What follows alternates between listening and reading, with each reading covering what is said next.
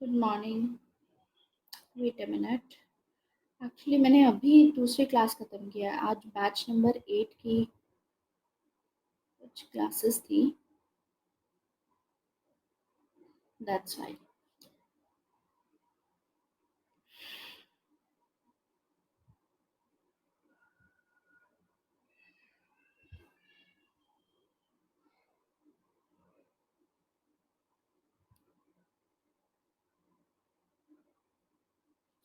Wait a minute.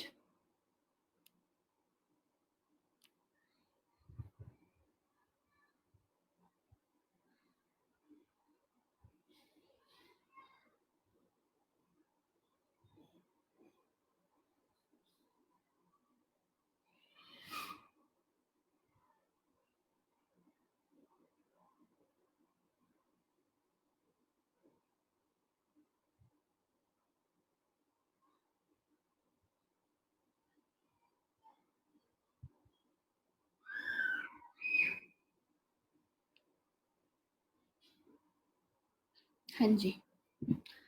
Good morning. Hello. So sorry, actually I was taking another class. उनकी class बस अभी ख़त्म की है तो फिर आपकी अब शुरू की। ठीक है, तो आज हमको क्या पढ़ना है? Because today is the doubt clearing session. एक तो राइट्स पढ़ने हैं, है ना? और क्या पढ़ना है? Equality, rights and equality cover करना है। ठीक है,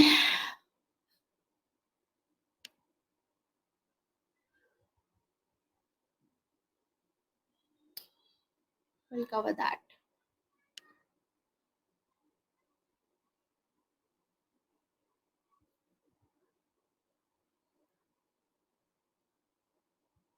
सबसे पहले तो राइट्स कवर करेंगे, फिर उसके बाद इक्वालिटी समझेंगे कि इक्वालिटी में क्या दिया है। ठीक है,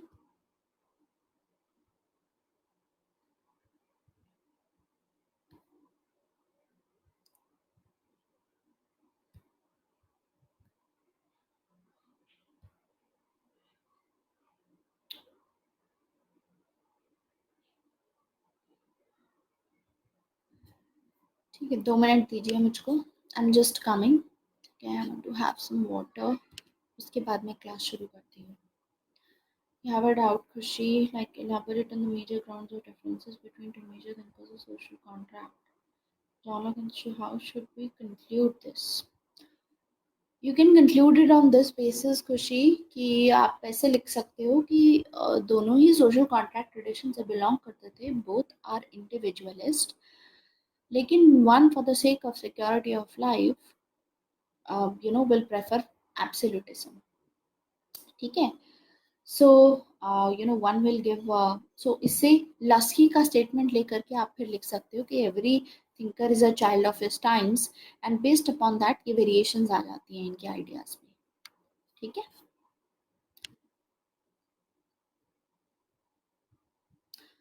जस्टिस कवर करेंगे। मुझे लगता है पहले हम राइट्स और इक्वालिटी कवर करते हैं, उसके बाद जस्टिस कवर करते हैं, क्योंकि पहला डाउट क्लियरिंग सेशन है। तो राइट्स एंड इक्वालिटीज दोनों छोटे टॉपिक हैं। एक बार राइट्स और इक्वालिटी हमारा हो गया ना, तो हमारे लिए जस्टिस रह जाएगा। फिर जस्टिस को हम बाकी के 2 डाउट क्लियरिंग सेशन में कवर कर लेंगे। ठीक है, जस्टिस क्योंकि थोड़ा बड़ा टॉपिक है, तो पहले राइट्स होगा। देखो, एनीवेज डेमोक्रेसी हम कवर कर ही चुके हैं, तो डेमोक्रेसी के बाद राइट्स तो कवर करना ही है। तो राइट्स के साथ मैं इक्वालिटी कवर कर देती हूँ और फिर हम जस्टिस देख लेंगे। ठीक है, आई एम जस्ट कमिंग। 2 मिनट दीजिए मुझे, पानी वानी पी के आती हूँ। मैं सुबह से एक ग्लास ले चुकी हूँ, तो I did not have water actually. फिर स्टार्ट करते हैं। छोटे टॉपिक हैं, जल्दी खत्म हो जाएंगे।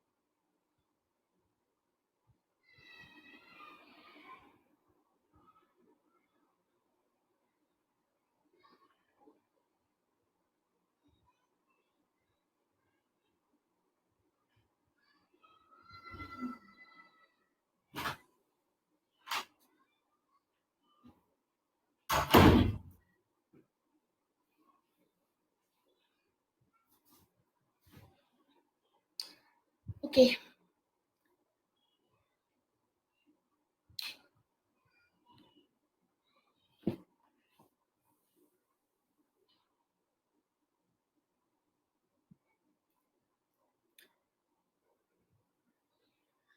तो टॉपिक शुरू करेंगे सबसे पहले राइट्स का। Let me upload the PDF.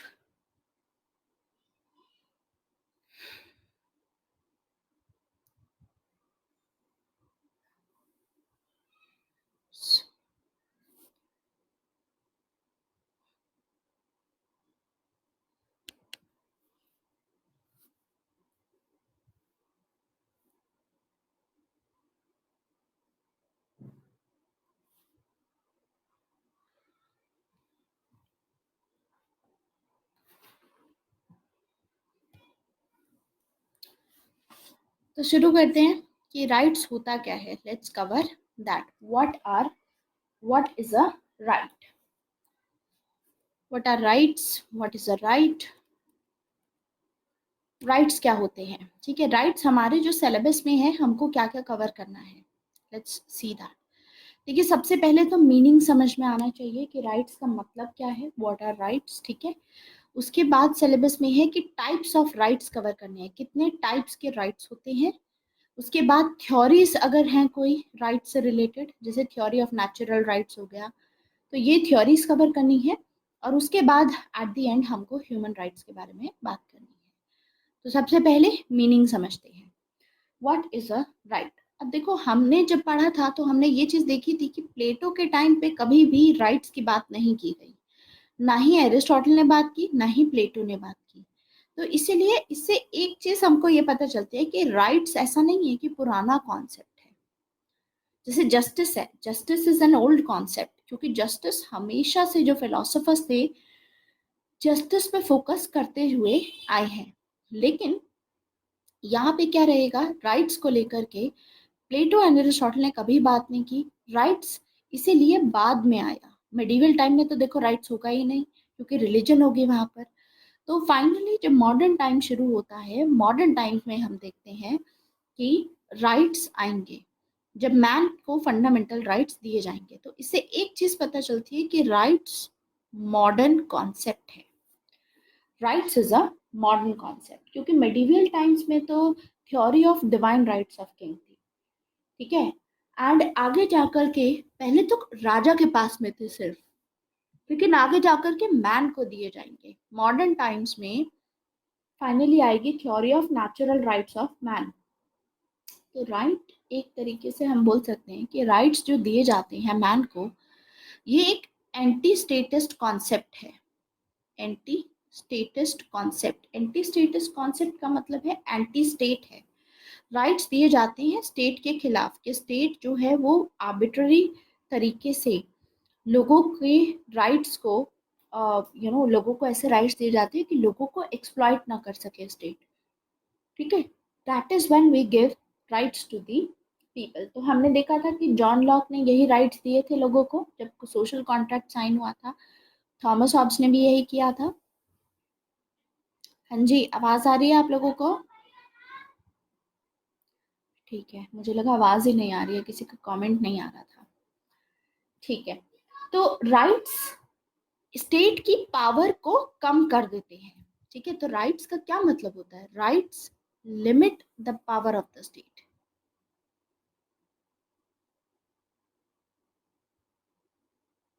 Limit कर देते हैं स्टेट की पावर को, ये होते हैं राइट्स। ऐसा नहीं है कि सिर्फ स्टेट की ही पावर को लिमिट करें, सोसाइटी की भी पावर को लिमिट कर देते हैं। क्योंकि अगर लोगों के पास में राइट्स होते हैं तो लोग सोसाइटी के खिलाफ और स्टेट के खिलाफ लड़ सकते हैं।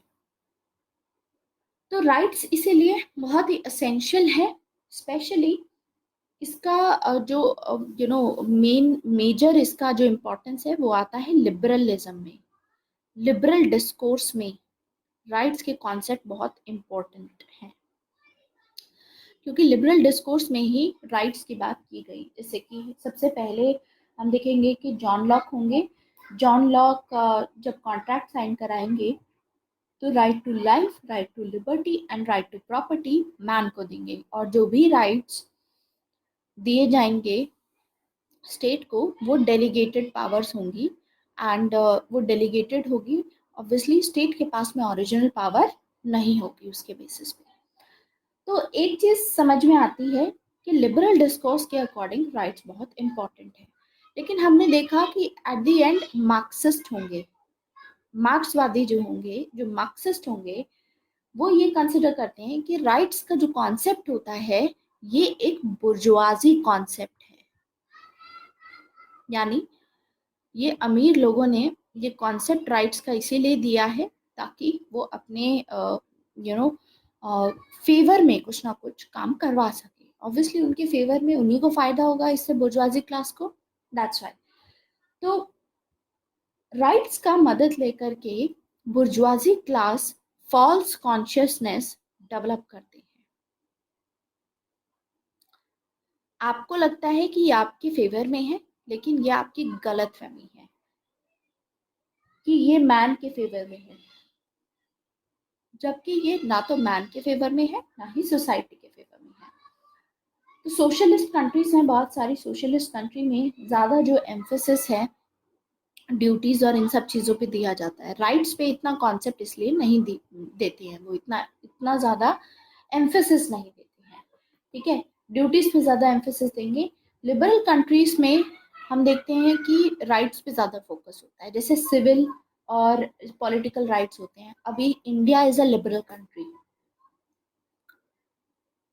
तो लिबरल के हिसाब से लोगों के पास में सिविल एंड पॉलिटिकल राइट्स दोनों हैं, ठीक है, तो that is being a liberal countries all about. अब बात करते हैं सोशलिस्ट कंट्री की, जैसे चाइना जैसी जो कंट्रीज होगी, वहां पर आप देखिए कि लोगों के पास में ना तो सिविल राइट्स है ना ही पॉलिटिकल राइट्स हैं। जैसे अभी हांगकांग में जो चीज़ें चल रही हैं वो इसी चीज़ को हाईलाइट करती हैं। वहां पर जो लोगों के पास में राइट्स होते हैं सोशलिस्ट कंट्रीज में, अकॉर्डिंग टू मार्क्सिस्ट, ये राइट्स होते हैं इनके पास में सोशल एंड इकोनॉमिक राइट्स।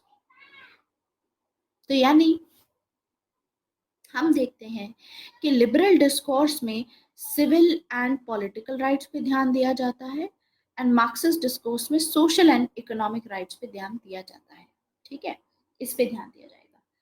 तो राइट्स को देखो हम अलग अलग तरीकों से समझ सकते हैं, डिफरेंट वेज में।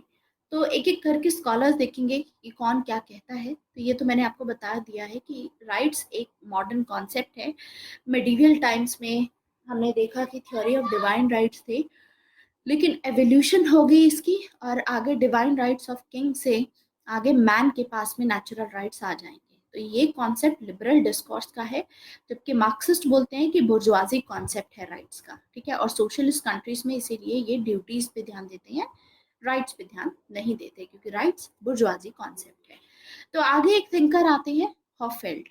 हॉफेल्ड ने राइट्स को लेकर के चार इंटरप्रिटेशन दी हैं, चार इंटरप्रिटेशन दी हैं कि ये जो राइट्स होते हैं ये इस तरीके से चार प्रकार के होते हैं, ठीक है, इसकी चार इंटरप्रिटेशन दी हैं कि राइट्स या तो क्लेम होता है लोगों का, या एंटाइटलमेंट होता है, या लिबर्टी होती है।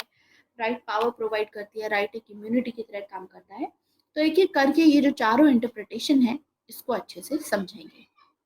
बाकी एक और थिंकर है जिनको हम इक्वालिटी के टॉपिक में आगे कवर करेंगे, ड्वर्किन नाम है उनका। ड्वर्किन ने एक बुक लिखी है टेकिंग राइट्स सीरियसली, अपने राइट्स को सीरियसली लेने को बोला है इन्होंने। तो उसमें ये बोलते हैं राइट्स आर ट्रम्प्स, और इसी पे इस साल एक 20 मार्क्स का क्वेश्चन आया है directly. 20 marks question has come from this topic rights. तो बहुत इंपॉर्टेंट है, बहुत छोटा टॉपिक था, बहुत ईजी भी था इनफैक्ट। तो कवर करने की कोशिश करते हैं, लेट्स सी क्या रहेगा इसमें। तो सबसे पहले है राइट इज अ क्लेम और एंटाइटलमेंट। कि राइट एक क्लेम है, राइट एक एंटाइटलमेंट है। इसका मतलब है कि राइट एक पर्सन क्लेम कर सकता है, ठीक है, और जब वो क्लेम करता है तो इससे दूसरों के ऊपर ड्यूटी आती है कि उसको उसका राइट हमको फॉलो करने देना है, ठीक है। आपका एक राइट है, सपोज मैंने आपको राइट दिया है कि you have right to speak, तो आप तभी बोल पाओगे जब बाकी की ये ड्यूटी रहेगी कि वो आपको बोलने दे, है ना, that everyone has a right to speak. तो बाकी सबकी भी ड्यूटी होती है कि जब सामने वाला बोले तो वो बैठ करके सुने उसको। तो दैट मीन्स राइट एक ऐसी चीज है, इनका कहना है, जो दूसरों पे ड्यूटी एनफोर्स कर सकता है। राइट इज अ क्लेम जो दूसरों पे ड्यूटी इम्पोज करेगा। लस्की ने भी तो यही बोला था, rights are not empty of duties. अगर राइट्स दे रहे हो तो ड्यूटीज भी साथ में रहेंगी। तो हॉफेल्ड का जो इंटरप्रिटेशन है उसके काफी क्लोज आता है। ऐसे ही फिर दूसरा इंटरप्रिटेशन है राइट एज अ लिबर्टी। इसका मतलब है कि right should give freedom to pursue what one wants to do. Right ऐसा होना चाहिए आपके पास में कि आप जो करना चाहते हैं वो आप कर सकते हैं, जो भी आपको करना है, ठीक है, आपके पास में इतना फ्रीडम रहेगा क्योंकि आपके पास में राइट है। ये आपको राइट दिया गया है कि आप जो करना चाहते हैं वो कर सकते हैं। तो एक इंटरप्रिटेशन ये आता है। फिर तीसरा इंटरप्रिटेशन आता है कि राइट एक पावर की तरह होता है। Right is the recognition of power of a man. एक ऐसी पावर की तरह है जिसके थ्रू आप स्टेट की जो अथॉरिटी है उसको लिमिट कर सकते हो। जैसे हमारे पास फंडामेंटल राइट्स हैं और स्टेट के ऊपर ये हमको स्टेट के अगेंस्ट में दिए गए हैं कि स्टेट इस आर्बिट्ररी मैनर में इस तरीके से लोगों के राइट्स का हनन नहीं कर सकता है। ठीक है, तो right is as a power also. State के अगेंस्ट में आप उसे यूज कर सकते हो जिसके थ्रू आप स्टेट की अथॉरिटी को लिमिट कर सकते हो। फिर लास्ट इंटरप्रिटेशन है राइट एज एन इम्यूनिटी। अब इम्यूनिटी की तरह कैसे काम करेगा, मतलब एक प्रोटेक्शन की तरह काम करता है राइट, जिससे कि मैन अपनी सोसाइटी में जो भी रूल्स हैं या स्टेट में कोई ऐसी चीज़ है जो आर्बिट्ररी मैनर में मैन के राइट्स को अगर कहीं ना कहीं लिमिट करती है तो मैन अपने आप को उससे प्रोटेक्ट कर सकता है ऐसे एक्शन से। तो right actually protects man against society and state. Society और स्टेट के खिलाफ प्रोटेक्शन प्रोवाइड करते हैं राइट्स मैन के लिए। आया समझ? तो ये चार इंटरप्रिटेशंस इन्होंने दी थी हॉफेल्ड ने। हॉफेल्ड की इंटरप्रिटेशन पता है, समझ आई? तो यानी क्वेश्चन आएगा अगर राइट्स पे राइट्स ट्रम्प्स, तो आपको सबसे पहले तो मीनिंग बताना होगा, फिर उसके बाद इंटरप्रिटेशन में आप हॉफेल्ड बता सकते हो, एंड फिर उसके बाद आप डुआकिन का राइट्स का कॉन्सेप्ट भी बता सकते हो। अब डुआकिन ने अपनी बुक लिखी थी टेकिंग राइट्स सीरियसली। इस बुक में डुआकिन ने कहा है कि राइट्स आर ट्रम्प्स। जो राइट्स होते हैं इंडिविजुअल्स के, वो बाकी सभी चीजों के कंपेयर में सबसे ज्यादा डोमिनेंट रहेंगी। ठीक है, ट्रम्प्स मतलब सबसे पहली प्रेफरेंस जो भी चीज की दी जाएगी वो प्रेफरेंस दी जाएगी राइट्स को। यानी अगर स्टेट है, अगर कम्युनिटी है, कोई भी अगर ऐसा कुछ होता है तो उसमें इंडिविजुअल के राइट्स को प्रेफरेंस दी जाएगी, सबसे पहले इंडिविजुअल को प्रेफरेंस दी जाएगी। That is the meaning of rights. ये अकॉर्डिंग टू डुआकिन है। तो ये दो इंटरप्रिटेशन आई थिंक इनफ है, एक डुआकिन और हॉफेल्ड की कि राइट्स क्या है। हमको ऑफिशियली अगर डिफाइन करना हो तो हम इन दोनों को बता सकते हैं। तो हमारा यानी पहला जो स्टेज था मीनिंग वाला कि what is the meaning of rights, what are rights, वो हमारा खत्म हो चुका है। अब हम कवर करेंगे टाइप्स ऑफ राइट्स। इसमें कोई डाउट है मीनिंग में किसी को? प्रांजल, उमंग, आपको कोई डाउट है? हिंदी में ही तो बताया मैंने अभी, मीनिंग क्या बताया मैंने आपको कि राइट्स का क्या मतलब होता है। राइट्स का मतलब होता है ये आपको एक तरीके से देखो, राइट्स एक मॉडर्न आज के ज़माने का कॉन्सेप्ट है, पुराने ज़माने का तो है नहीं क्योंकि प्लेटो अरिस्टोटल ने कभी बात नहीं की। ठीक है, अच्छा क्लेम वाला, देखो क्लेम वाला ये होता है, सबसे पहला होता है क्लेम वाला कि ये राइट एक ऐसी चीज़ है जिससे आप क्लेम कर सकते हो सामने वाले से। ठीक है, क्या क्लेम कर सकते हो कि ये मेरा हक है और आपको इसीलिए मुझे मेरा हक देना होगा। तो ये सामने वाले की ड्यूटी हो जाएगी कि उसको आपका हक जो आपका है वो उसको प्रोवाइड करना होगा। सपोज आपका हक है कि आपको राइट टू स्पीक दिया गया है कि आप बोल सकते हैं, आपको बोलने का हक है, अपनी बात रखने का हक है। अगर आपको सामने वाला अलाउ ही नहीं करेगा तो आपके राइट्स आप क्लेम नहीं कर सकते, है ना?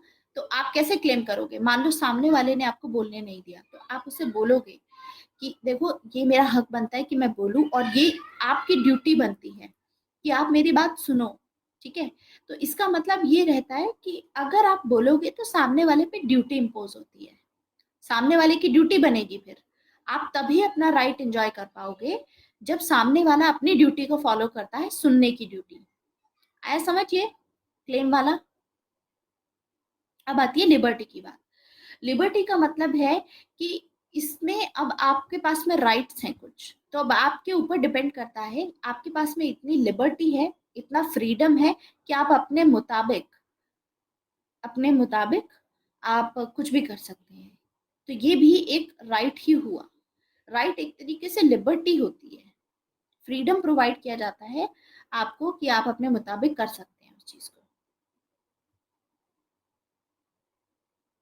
ठीक है, ये समझ में आया। नेक्स्ट आते हैं पावर पे। अब पावर में क्या है, पावर में राइट आपको ऐसे पावर देता है जिससे कि आप स्टेट, अगर मान लीजिए कोई ऐसा कुछ करने की, एक्शन लेने की सोच रहा है जिसकी वजह से आपको नुकसान हो, तो आपके पास में तो राइट्स हैं, तो आप उन राइट्स का यूज करके स्टेट की पावर को कम कर सकते हैं, स्टेट की पावर को लिमिट कर सकते हैं कि देखो ये मेरा राइट है, आप इस चीज को मुझसे नहीं छीन सकते। समझे?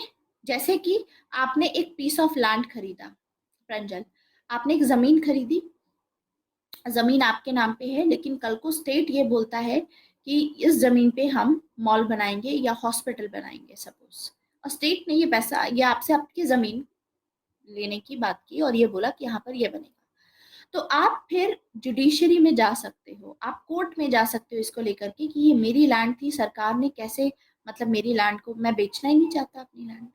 तो इस सिचुएशन में सरकार क्या करती है, जो भी आपकी लैंड की कीमत होती है, सरकार उसको आपको दोगुना या 3 गुना या 5 गुना दाम देती है। जैसे सपोज आपकी लैंड 20 लाख की है, तो सरकार आपको 1 करोड़ रुपया दे देगी। अब ऑब्वियसली यहाँ पे जब डेवलपमेंट होगी तो उसके आगे जाकर के प्राइस तो और भी ज्यादा महंगी जाएगी ना। तो ऐसा होता है कि जब सरकार ने किसानों से कुछ जमीनें ली, ठीक है, खेत खलियान वगैरह लिए, और वहां पर सोसाइटीज क्रिएट की, ठीक है, जब सोसाइटीज यानी बिल्डिंग्स वगैरह बनाई, रेजिडेंशियल प्लेसेस बनाए जहाँ पर लोग रह रहे हैं, आगे जाके क्या हुआ, महंगाई हुई, इन्फ्लेशन बढ़ा, महंगाई हो गई, तो इन्हीं जो सोसाइटीज का दाम तो बहुत बढ़ गया आगे। ये जो लैंड उस जमाने में सरकार ने 20 लाख की खरीदी होंगी, आज के टाइम पे 5-10 सालों बाद मान लो यही 1 करोड़ की है एक जमीन। तो जो फार्मर्स थे जिनसे उनकी लैंड ली गई थी वो बेचना नहीं चाहते थे, जमीन उस टाइम पे 10 लाख की होगी, लेकिन उनको 20 लाख दिए गए। अब 20 लाख से तो आज की महंगाई के टाइम पे अगर आप नेगेट करोगे तो काम नहीं चलेगा।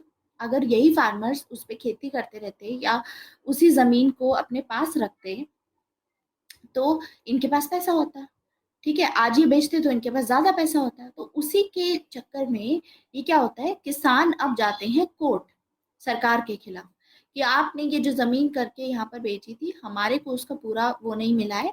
तो तब कोर्ट ये ऑर्डर इशू किया है, रिसेंटली काफी जगहों पे हुआ है ऐसा, दिल्ली एनसीआर में भी हुआ है, आपके शहरों में आसपास भी कहीं हुआ होगा, अगर आपको अवेयरनेस है इस बारे में। जैसे हमारे शहर के पास में भी हुआ है जहाँ पे नए सेक्टर्स अलॉट हुए हैं, पहले सर वहां पर खेती वगैरह होती थी, अब वहां पर काफी घर बन चुके हैं, तो जमीनों के रेट बहुत हाई बढ़ गए और इतना किसानों को मिला नहीं उस हिसाब से जमीन का पैसा, तो उनको बाद में मुआवजा दिया जाता है। तो जो लोग, जिन लोगों ने जमीन वगैरह खरीदी है, उनको क्योंकि सस्ते में बेची गई, आज के टाइम पे उसका दाम इतना बढ़ा हुआ है, तो उनको बोला जाता है कि आप 5-5 लाख रुपए अपने उससे फर्दर और ऐड आपको देने होंगे उन किसानों को, अगर वो किसान जाते हैं स्टेट के अगेंस्ट में कोर्ट में। आया समझ?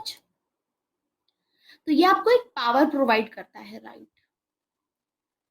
तो पावर प्रोवाइड करता है स्टेट के अगेंस्ट में या फिर सोसाइटी के अगेंस्ट में, और राइट्स एज एन इम्यूनिटी की तरह काम करते हैं, मतलब आपको प्रोटेक्ट करते हैं राइट्स।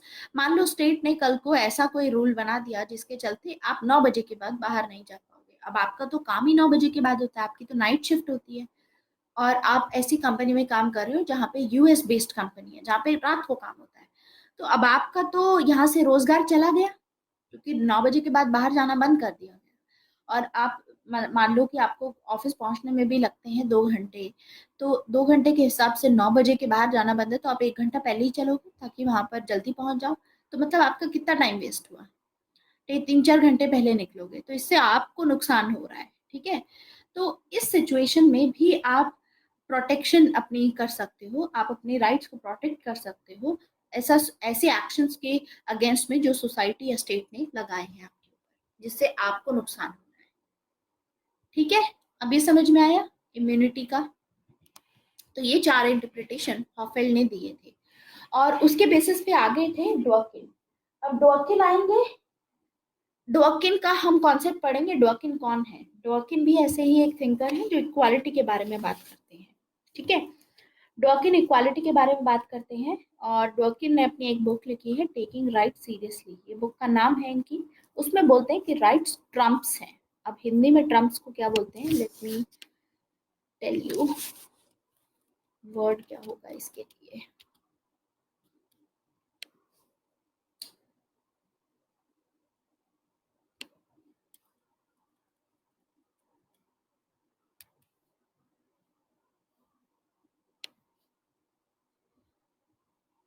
अब वर्ड तो नहीं मिल रहा है, लेकिन जैसे एक कार्ड होता है ना, ट्रम्प कार्ड होता है, ट्रम्प वो होता है एक ऐसा कार्ड होता है, ठीक है, जिसमें आपका जो रैंक होता है सबसे अबव होता है। ठीक है, ट्रम्प कार्ड बोलते हैं ना, गेम खेलते होंगे आप। तो ट्रम्प एक टाइप की ऐसी ट्रिक होती है जिसमें आप उसकी वजह से जीत जाते हो, मतलब आप हमेशा डोमिनेंट रहोगे उसकी वजह से। ठीक है, so that is the meaning of Trump. तो ट्रम्प का मतलब ऐसे समझो कि आप जीतोगे ही जीतोगे, उसमें आप डोमिनेंट रहोगे। तो राइट्स एक ऐसी चीज होती है जिससे कि हमेशा आपके फेवर में काम करेगा, गेम चेंजर होता है। Yes, trump card, rights, rights are game changers. तो यानी इंडिविजुअल्स के पास में जो भी राइट्स हैं, ठीक है, उनको ज़्यादा प्रेफरेंस दी जाएगी। स्टेट के एक्शंस को या कम्युनिटी है उसके एक्शंस को इतनी इंपॉर्टेंस नहीं दी जाएगी, उसके ऊपर सबसे पहले इंडिविजुअल माना जाएगा। तो यानी अगर मान लो स्टेट कोई ऐसा एक्शन ले रहा है या आपकी कम्युनिटी या सोसाइटी जहाँ आप रहते हो कोई ऐसा एक्शन ले रही है जिसकी वजह से आपको नुकसान हो रहा है, तो आप राइट्स का यूज करके जुडिशरी में अपने जा सकते हो, कोर्ट में जा सकते हो, एक ट्रम्प कार्ड आप यूज कर सकते हो उनके, ट्रम्प कार्ड, जिससे कि आपकी ही जीत होगी। तो राइट्स आर ट्रम्प्स। ऐसा गेम चेंजर होता है कि अगर लोग आपका एक्सप्लॉइटेशन भी कर रहे होंगे तो वो अपने आप उनको पनिशमेंट मिल जाएगी, क्योंकि आपके पास में ऐसा हक है कि आपके अगेंस्ट में ये नहीं कर सकते वो लोग। आए समझ?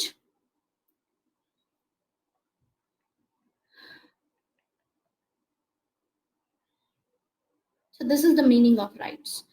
अब बात करते हैं टाइप्स ऑफ राइट्स कि कितने टाइप के राइट्स होते हैं। ठीक है, देखो सबसे पहले डिवीजन होता है इसका।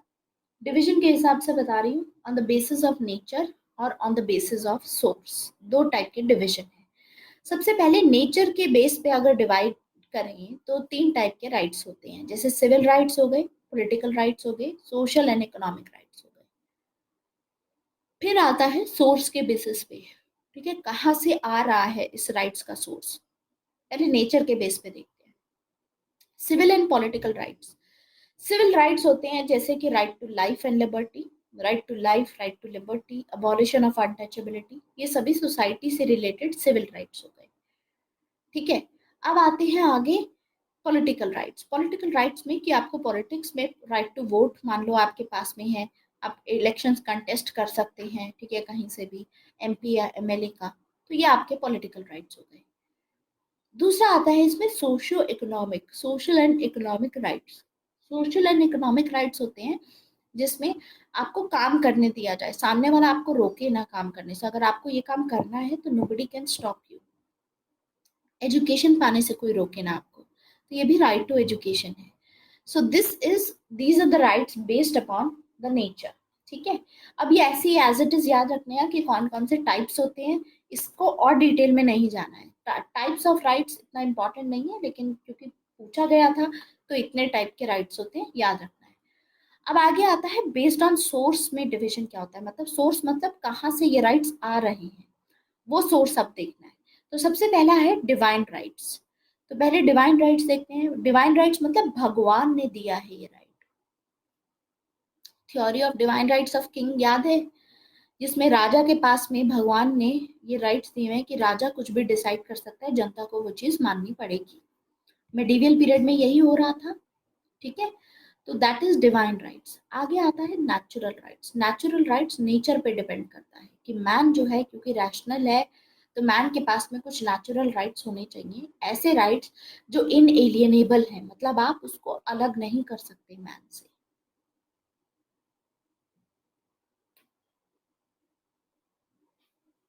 So that is natural rights. Next आता है फंडामेंटल राइट्स। फंडामेंटल राइट्स का सोर्स होता है कॉन्स्टिट्यूशन। आपको कोर्स देखती है, ठीक है। अ, इसका सोर्स देखना है आपको। सोर्स रहेगा इसका कॉन्स्टिट्यूशन, यानी कॉन्स्टिट्यूशन से आ रहा है ये पावर। कॉन्स्टिट्यूशन ने आपको राइट्स दिए हैं। हमारे पास जो फंडामेंटल राइट्स हैं हमारे कॉन्स्टिट्यूशन ने दिए हैं ये राइट्स। तो सोर्स के बेसिस पे कि कौन दे रहा है। जैसे राजा के पास में जो राइट था वो गॉड ने दिया था, तो डिवाइन राइट हो गया। नेचर ने दिया है मैन को नेचुरल राइट। नेचुरल राइट में क्या क्या रहता है, जैसे कि लिबर्टी हो गई आपके नेचुरल में आती है, क्योंकि नेचर ने तो इस तरीके से बनाया है मैन को कि मैन को लिबर्टी चाहिए ही होगी, है ना। नेचुरली मैन सीक करेगा लिबर्टी को, तो वो नेचुरल राइट्स में आ गया। कॉन्स्टिट्यूशन में ऐसे राइट्स जो लिखे गए हैं हमारे लिए वो फंडामेंटल राइट्स हो गए। जो स्टेट बनाता है वो लीगल राइट्स होते हैं। मान लो स्टेट ने ऐसे लॉ बनाया कि अगर आपने एक लैंड खरीदी है और लैंड खरीदते टाइम आपने स्टेट को टैक्स वैक्स भी दिया, साथ में रजिस्टर कराया उसको। आप रजिस्ट्री कराते हो जब भी लैंड खरीदते हो, ठीक है। तो रजिस्ट्री कराई आपने अच्छे से और सारे टैक्सेस वैक्सेस टाइम से भरे आपने, तो आपके नाम पे ऑफिशियली वो हो जाएगी। तो लीगली वो आपके नाम पे हो जाएगी, है ना। लीगली वो जमीन फिर आपके नाम पे हो गई। तो अब आपका लीगल राइट बनता है कि अगर उस पे कोई और बंदा आता है उस जमीन पे ये बोलने की ये जमीन तो मैंने खरीदी थी उस बंदे से, मैंने उसको पैसा दिया था और उसके बेसिस पे उसने कुछ भी एक्शन लिया है, तो उस सिचुएशन में उस बंदे के ये लीगल राइट के चलते आपके आपके ऊपर कोई बात नहीं आएगी। वो जो बंदा फ्रॉड कर रहा है आपकी जमीन को अपनी जमीन बता करके आगे बेच गया या पैसा खा लिया, तो वो उसकी प्रॉब्लम है, हमारी प्रॉब्लम नहीं है, हम नहीं देंगे। क्योंकि लीगल राइट के अकॉर्डिंग ये हमारी थी, आपने हमारे साथ डील नहीं किया, ठीक है। तो लीगल राइट स्टेट प्रोवाइड करता है। स्टेट के लॉज जो स्टेट क्रिएट करता है उसके अकॉर्डिंग लीगल राइट आता है। आया समझ। और फिर आते हैं मॉरल राइट्स। मॉरल राइट्स होते हैं जो सोसाइटी और कस्टम एंड ट्रेडिशन के बेसिस पे रहते हैं। जो भी रोजमर्रा के आप कस्टम्स और ट्रेडिशंस फॉलो करते हैं वो आपके ऊपर मॉरल राइट्स इम्पोज करते हैं। तो ये तो हो गए नेचर के बेस पे और ये हो गए सोर्स के बेस पे। तो हमारा सेकंड टॉपिक भी खत्म होता है। पहला टॉपिक था मीनिंग ऑफ राइट्स, दूसरा टॉपिक था टाइप्स ऑफ राइट्स। अब आते हैं थ्योरीज ऑफ राइट्स पे। तीसरा टॉपिक कि राइट्स की कौन कौन सी थ्योरीज है, ठीक है। तो थ्योरीज ऑफ राइट में सबसे पहले आती है theory of natural rights. Natural rights, theory of natural rights देखो। Natural rights this is the oldest theory of the rights of man, ठीक है। इसमें क्या है, फ्रांस में देखोगे अगर आप लोग, फ्रांस में जब रेवोल्यूशन हुआ था तो फ्रेंच रेवोल्यूशन के टाइम पे एक डिक्लेरेशन हुआ था। लोगों ने मिलकर के जो मैन के राइट्स थे वो डिक्लेयर किए थे। तो there was declaration of rights of man and citizens in France. Adam को जो राइट्स दिए थे लॉक ने किंग बनने के लिए, लॉक ने नहीं दिए थे वो एडम को, किसने दिए थे, रॉबर्ट फिल्मर ने दिए थे। जॉन लॉक ने थोड़ी ना दिए थे। जॉन लॉक तो, हाँ लेकिन उस टॉपिक में हमने पढ़े थे अंश, ये बोल सकते हो, है ना। हाँ क्रिटिक किया था उसका, यस। तो वो डिवाइन राइट्स में रखेंगे, यस, क्योंकि वो भगवान ने दिया ना, भगवान ने बनाया, दैट्स व्हाई। नहीं, जॉन लॉक ने कहा दिया था राघव, रॉबर्ट फिल्मर ने बोला था कि इनके पास में राइट्स हैं एडम के पास में। आप लोग कंफ्यूज हो रहे हो। रॉबर्ट फिल्मर याद है जॉन लॉक में पढ़ा था, उसमें था। क्लैरिटी के साथ में दोबारा से रिवाइज करेंगे, यहाँ से पता चल रहा है कि रिवीजन नहीं हुआ है, ठीक है। तो नेचुरल राइट्स में फ्रेंच रेवोल्यूशन में भी जब रेवोल्यूशन हुआ था फ्रांस का, फ्रांस की क्रांति हुई थी, उस टाइम पे एक डिक्लेरेशन साइन हुआ था, डिक्लेयर किया गया था कि मैन के सिटीजन्स के ये सभी राइट्स होंगे। ऐसे ही अमेरिकन डिक्लेरेशन हुआ था इंडिपेंडेंस एक्ट का। इंडिपेंडेंस इनका हुआ था 1776 में। तो 1776 में इन्होंने भी डिक्लेरेशन साइन किया था। और ये जो डिक्लेरेशन थे यहीं से हमारा नेचुरल राइट्स का आइडिया आया है। फंडामेंटल राइट्स और लीगल राइट्स में क्या फर्क होता है? फंडामेंटल राइट्स उमंग होते हैं जो कॉन्स्टिट्यूशन बैक करता है आपको। लीगल राइट्स होते हैं, लीगल मतलब लॉ से बनाए जाते हैं, ठीक है। कॉन्स्टिट्यूशन तो लॉ ने नहीं बनाया ना, सरकार ने थोड़ी ना बनाया।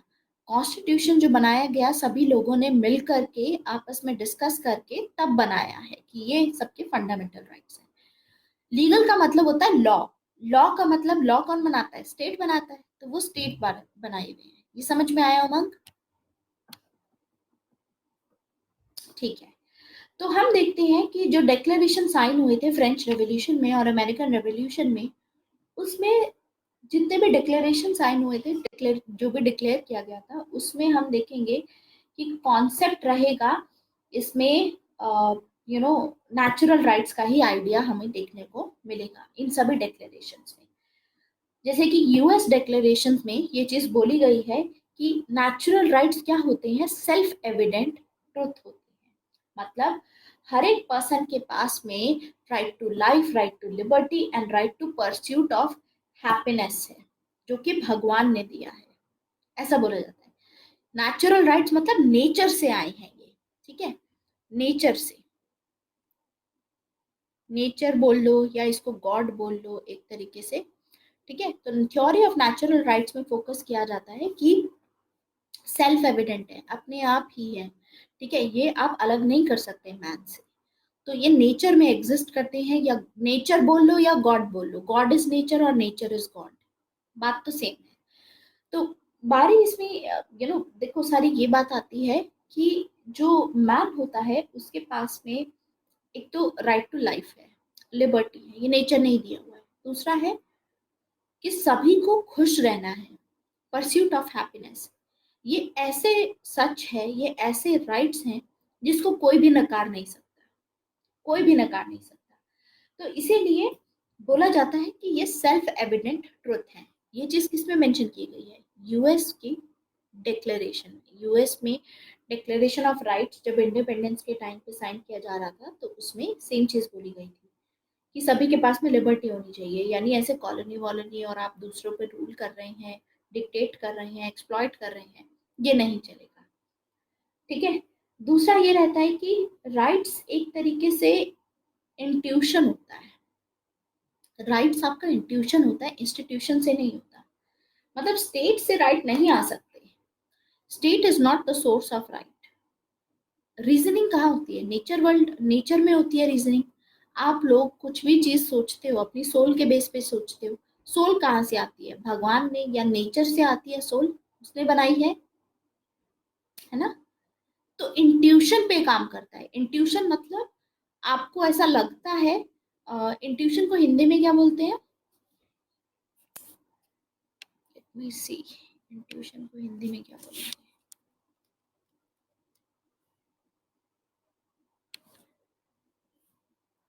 सहज बोध। इंट्यूशन को सहज बोध बोला जाता है। इंस्टिंक्ट होता है ना आपका, या आपको एक पहले से ही पता चल जाता है कि ये होने वाला है, या आपका इंस्टिंक्ट आपको ये बोलता है कि मुझे ये करना चाहिए। आपके अंदर से आवाज आती है, इंट्यूशन। यानी रीजन से, यानी नेचर से। अनुमान तो अलग ही चीज हो गई, अनुमान is something else Umang. Intuition, सहज बोध, बोध बोलते हैं इसको, सहज बोध। मतलब आपको करने से पहले पता चल जाता है कि ये होने वाला है, टाइप्स मन की आवाज कि ये होने वाला है, तैयार रहो, या ये चीज ज्यादा फायदेमंद रहेगी, ये चीज फॉलो करनी चाहिए, ठीक है। तो उस चीज को लेकर के बोला गया है इसमें कि थ्योरी ऑफ नेचुरल राइट्स में कि जो स्टेट बनाता है, जो भी लॉज या राइट्स प्रोवाइड करता है, वो इम्पोर्टेंट नहीं है। राइट्स का सोर्स क्या रहेगा? राइट का सोर्स रहेगा इंट्यूशन, यानी रीजन से आएगा। आपके अंदर से आवाज आएगी कि ये चीज मेरे लिए, मेरे हक में है, या मेरे को मतलब मेरे साथ गलत हो रहा है किसी चीज में। तो वो होता है राइट्स का सोर्स। तो सेल्फ एविडेंट ट्रूथ होता है, आपको खुद ही पता होता है क्या चीज सही है आपके लिए, क्या आपको अलाउ करना चाहिए कि नहीं करना चाहिए किसी, मतलब ये चीज करने के लिए। कोई भी चीज जो आप कर रहे हो, सही गलत आपको अंदर से पता होता है। तो नेचर से, गॉड से आपको ये चीज पता होती है। तो इस थ्योरी में माना जाता है कि सोर्स ऑफ राइट क्या होगा, इंट्यूशन होगा, सहज बोध, यहाँ से राइट्स एमर्ज होंगे। ऐसा नहीं है कि स्टेट बनाएगा और स्टेट आपको देगा, नहीं। तो that is theory of natural rights. तो नेचुरल राइट्स का मतलब क्या है, नेचुरल राइट्स फंडामेंटल होते हैं ह्यूमन एग्जिस्टेंस के लिए। नेचुरल राइट्स में हम देखेंगे कि man can not B deprived of his fundamental rights. आप अलग नहीं कर सकते मैन को उसके राइट से, ठीक है। जैसे सारे जो फंडामेंटल राइट्स हैं उनको नेचुरल राइट्स माना जाता है। एक तो होता है डिफरेंस फंडामेंटल राइट्स और लीगल राइट्स के बीच में, ठीक है, और एक होता है फंडामेंटल राइट्स और नेचुरल राइट्स। तो फंडामेंटल राइट्स और नेचुरल राइट्स ऑलमोस्ट सेम ही होते हैं। तो ऐसा बोला जाता है कि सारे जो फंडामेंटल राइट्स होते हैं, नेचुरल राइट्स होते हैं, इनको आप मैन से अलग नहीं कर सकते। जैसे कि हमारे फंडामेंटल राइट्स में राइट टू इक्वालिटी का, इक्वालिटी ऑफ अपॉर्चुनिटी का हमको बताया गया है। तो इक्वालिटी ऑफ अपॉर्चुनिटी का साफ मतलब यही है कि सभी के पास में इक्वल अपॉर्चुनिटी होनी चाहिए, सभी को जो भी एग्जाम्स हैं ओपन होने चाहिए सभी कैटेगरीज के लिए। तो ये तो नेचुरल चीज़ है। आप किसी को अलाउ मतलब ऐसा नहीं है कि रिजेक्ट कर दो कि just because you are this person तो you can not give this exam, जैसे यूपीएससी या एसएससी। ऐसे ही हम देखते हैं कि सभी जो फंडामेंटल राइट्स होते हैं वो नेचुरल राइट्स होते हैं, ये सही है, लेकिन सभी नेचुरल राइट्स फंडामेंटल राइट्स नहीं होते। क्योंकि कुछ नेचुरल राइट्स ऐसे भी होते हैं जिनको फंडामेंटल नहीं बना बना सकते आप, ठीक है, जिसको आप स्टेट की बैकिंग नहीं दे सकते हर एक राइट के लिए। तो all the fundamental rights are natural rights, लेकिन all natural rights are not fundamental rights. ऐसे ही होता है, कुछ चीजें होती हैं जो आपकी रहती हैं उसमें, एक सबसेट टाइप का हो गया, यानी fundamental right is a subset of fundamental rights. पढ़ा है ये मैथमेटिक्स में, सेट सबसेट। अब मैं तो ज़्यादा ही बोल रही हूँ, मैथमेटिक्स में जाने की ज़रूरत नहीं है। लेकिन जैसे कुछ यहाँ पर हम देखते हैं फंडामेंटल राइट्स हैं, ठीक है। तो इसमें कुछ माना जाता है कि कुछ फंडामेंटल राइट्स नेचुरल राइट्स में आएंगे, कुछ नहीं आएंगे। लेकिन हम यहाँ पे बात क्या कर रहे हैं, हम बात कर रहे हैं कि सारे फंडामेंटल राइट्स नेचुरल राइट्स का पार्ट होते हैं, नेचुरल राइट्स का पार्ट होते हैं। लेकिन कुछ नेचुरल राइट्स होते हैं, ये वाला एरिया ये फंडामेंटल राइट के अंडर नहीं आ रहा है, यहाँ नहीं आ रहा है, तो ये इसका पार्ट नहीं होगा, ठीक है। फॉर एग्जाम्पल, लाइक कुछ ऐसे नेचुरल राइट्स हैं जो हमारे फंडामेंटल राइट्स का पार्ट नहीं है। लेट्स सी दैट हमको इंस्टिंक्ट वाइज ये रहता है कि हमारा जो ह्यूमन नेचर के हिसाब से आप देखोगे तो कुछ नेचुरल राइट्स में, अब ये डिपेंड करता है नेचर पे, या आपके रीजन पे डिपेंड करता है, आपकी रीजनिंग पे डिपेंड करता है, आपकी सोच पे डिपेंड करता है कि आपके लिए क्या चीज़ एसेंशियल है। हो सकता है वो बाकी लोगों के लिए एसेंशियल ना हो। जैसे नेचुरली आपको लगता है कि सभी के ऊपर ये इम्पोज करना चाहिए कि यू नो जब भी नवरात्र आते हैं, जो कोई भी रिलीजन हो पूरे वर्ल्ड में, इन 9 दिनों के लिए कोई भी अंडा या मांस मछली को कुछ मत खाए। सपोज आप इतने रिलीजियस हैं, ये नेचर से आपका है, ठीक है, this is from your nature. क्या आपको ऐसा लगता है? तो क्या हम इसको फंडामेंटल राइट बना देंगे? नहीं बना सकते, क्योंकि सबकी अपनी नेचर अलग होती है, सोच अलग होती है। तो नेचुरली जो चीज आपको लगे कि ये चीज सही है, ये चीज होनी चाहिए, वो फंडामेंटल राइट नहीं बनाई जा सकती, क्योंकि दूसरों के मुताबिक अलग हो सकती है। फंडामेंटल राइट्स होते हैं जिसको आप इनएलियनेबल है, अलग कर ही नहीं सकते, सभी के लिए कॉमन रहते हैं, ठीक है, अंडरस्टूड। सो नेचुरल राइट्स की थ्योरी में हम देखते हैं कि मैन के पास में एब्सोल्यूट राइट दिया जाएगा, एब्सोल्यूटिस्ट व्यू दिया गया है कि मैन के पास में राइट है, मैन डिसाइड करेगा कि ये मैन के लिए सही है कि नहीं। तो इससे ये पता चलता है कि राइट्स जो हैं वो भगवान ने दिए हैं मैन को। तो यहाँ से टेलियोलॉजिकल ओरिजिन पता चलता है कि ये डेस्टिनी थी मैन की, ये मैन की किस्मत में लिखा था कि मैन को कुछ ना कुछ राइट्स दिए जाने चाहिए। इसीलिए हम जब भी डिवाइन राइट्स ऑफ किंग की बात करते हैं या नेचुरल राइट्स ऑफ मैन की बात करते हैं, उसमें ज्यादा डिफरेंस नहीं होता, क्योंकि किंग भी तो ह्यूमन ही है, लेकिन उसमें एक ह्यूमन को दिया गया था सिर्फ भगवान ने, मैन में सभी को दिया गया है। तो ज्यादा डिफरेंस नहीं है दोनों में, दोनों की ही डेस्टिनी थी कि इनको राइट्स मिलेंगे। समझ आया? तो ये है थ्योरी ऑफ नेचुरल राइट्स। अब थ्योरी ऑफ नेचुरल राइट्स में दो ट्रेडिशन है, उसको बाद में समझते हैं। पहले ये बताइए कि ये चीज समझ में आए कि नहीं।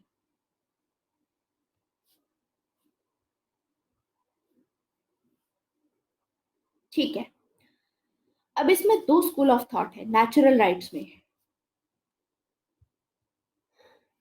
कौन कौन से हैं स्कूल ऑफ थॉट्स?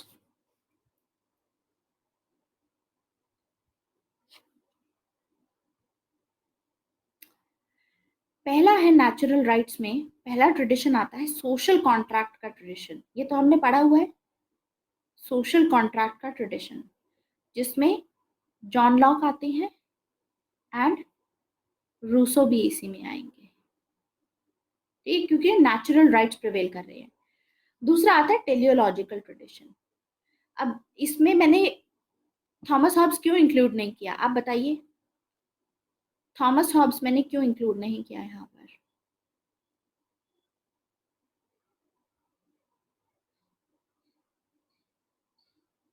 मैंने सिर्फ सोशल कॉन्ट्रैक्ट के हिसाब से यहाँ पे जॉन लॉक और रूसो लिखा।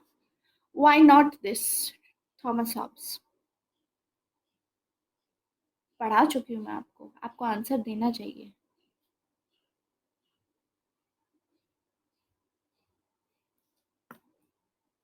प्रॉपर्टी नहीं,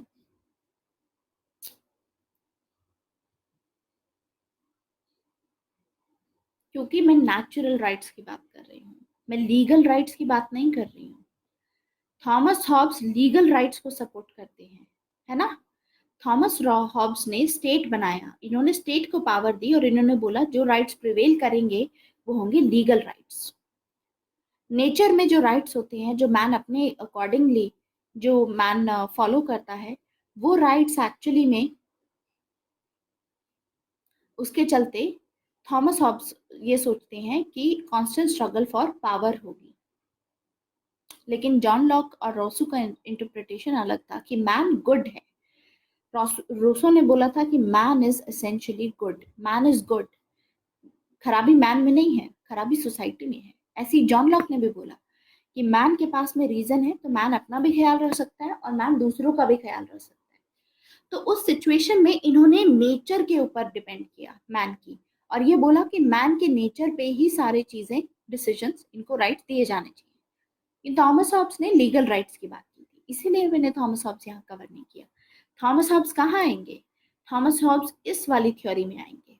अभी हम नेचुरल राइट्स की थ्योरी कवर कर रहे हैं, अगली थ्योरी जो हम कवर करेंगे वो लीगल राइट्स की थ्योरी कवर करेंगे। तो दो ट्रेडिशन है यहाँ पर, सोशल कॉन्ट्रैक्ट और टेलियोलॉजिकल ट्रेडिशन। देखो, एक तो होता है नेचुरल राइट्स कैसे प्रिवेल करेंगे।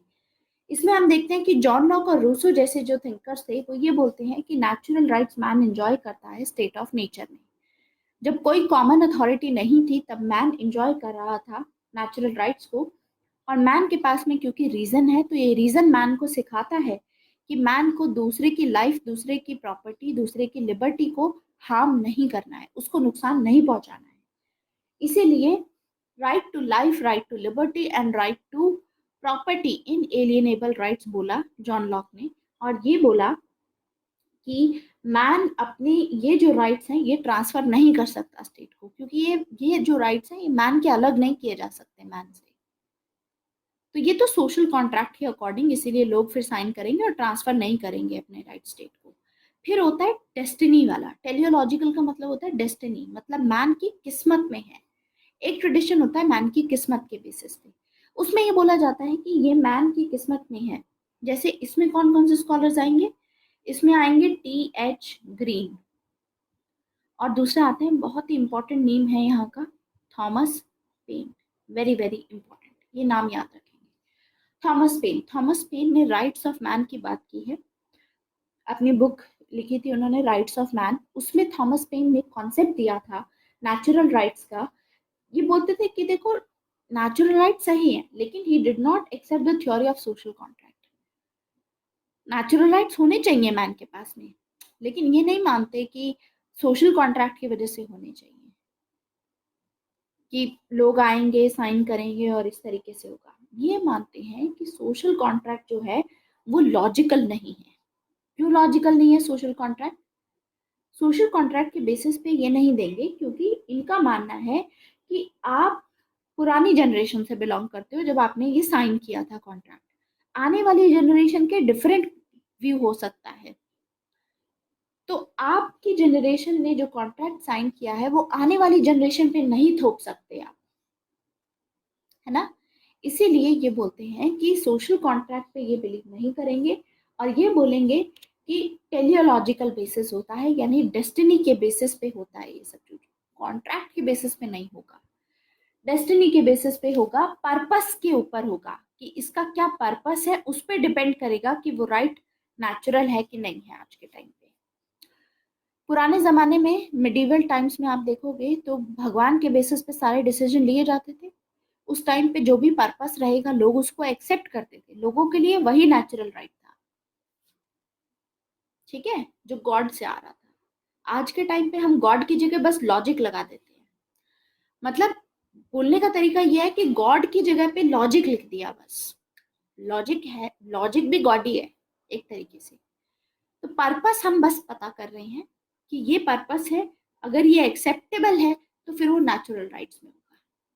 तो थॉमस पेन का कहना है कि मैन जो है वो एनिमल से अलग है, जानवरों से अलग है, इसीलिए मैन को कुछ राइट्स दिए जाने चाहिए, कुछ ऐसे हक दिए जाने चाहिए जिसके चलते मैन के पास में ये अपॉर्चुनिटी दी जा सके, उसको ये मौका दिया जा सके कि वो अपनी लाइफ ह्यूमंस की तरह व्यतीत कर सके।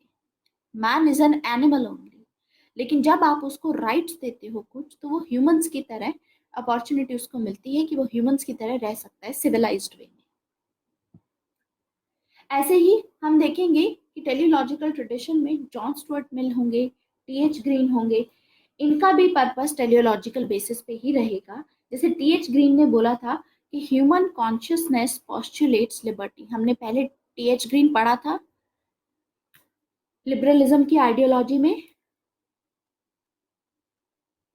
मैंने वहां बताया था टीएच ग्रीन पे एक स्टेटमेंट दी थी कि ह्यूमन कॉन्शियसनेस पॉस्टुलेट्स लिबर्टी, मतलब हमारी सब कॉन्शियसनेस में, हमारी सोच में ही लिबर्टी है, नेचुरली लिबर्टी निकलती है, क्योंकि ये हमारी किस्मत है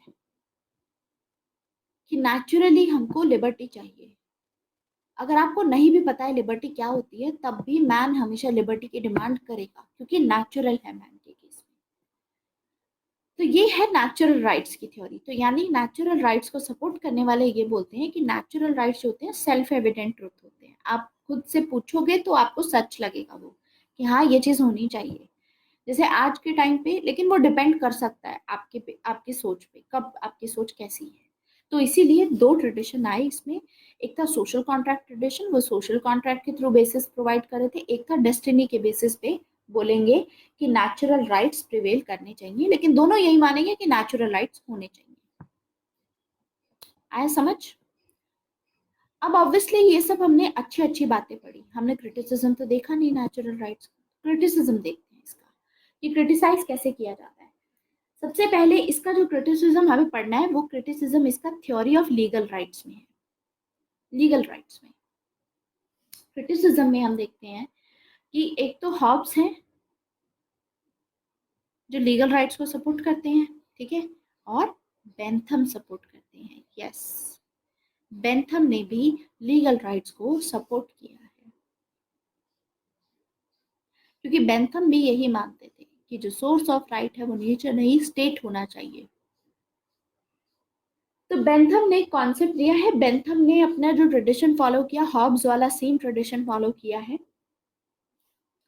एंड इन्होंने ये बोला कि देखो स्टेट ऑफ नेचर में जो मैन था, मैन के पास में राइट्स नहीं थे, मैन के पास में पावर थी। स्टेट ऑफ नेचर में, स्टेट ऑफ नेचर जब कॉमन अथॉरिटी नहीं थी, जब कोई ऐसी गवर्नमेंट नहीं थी आपको रेगुलेट करने के लिए, तो उस सिचुएशन में क्या हो रखा था, उस सिचुएशन में पावर थी लोगों के पास में, there was constant struggle for power. State of anarchy थी, वो स्टेट ऑफ वॉर थी, आपस में सब लोग लड़ रहे थे स्टेट ऑफ नेचर में। जब स्टेट एग्जिस्टेंस में आया, जैसे ही स्टेट क्रिएट किया गया, तभी लॉ एंड ऑर्डर एस्टैब्लिश हुआ। और जब लॉ एंड ऑर्डर एस्टैब्लिश हुआ, उसी के साथ में मैन अब अपना राइट्स एंजॉय कर पा रहे थे, क्योंकि राइट्स आप तभी एंजॉय कर पाओगे जब आपकी सिक्योरिटी ऑफ लाइफ रहेगी। आपकी लाइफ ही सिक्योर नहीं है तो राइट्स कहाँ से एंजॉय कर पाओगे। सो उसी के बेसिस पे इन लोगों ने बोला कि जो रियल सोर्स है राइट्स का वो नेचर नहीं है, रियल सोर्स होती है state. State is the real source, state real source है, स्टेट से आते हैं राइट्स।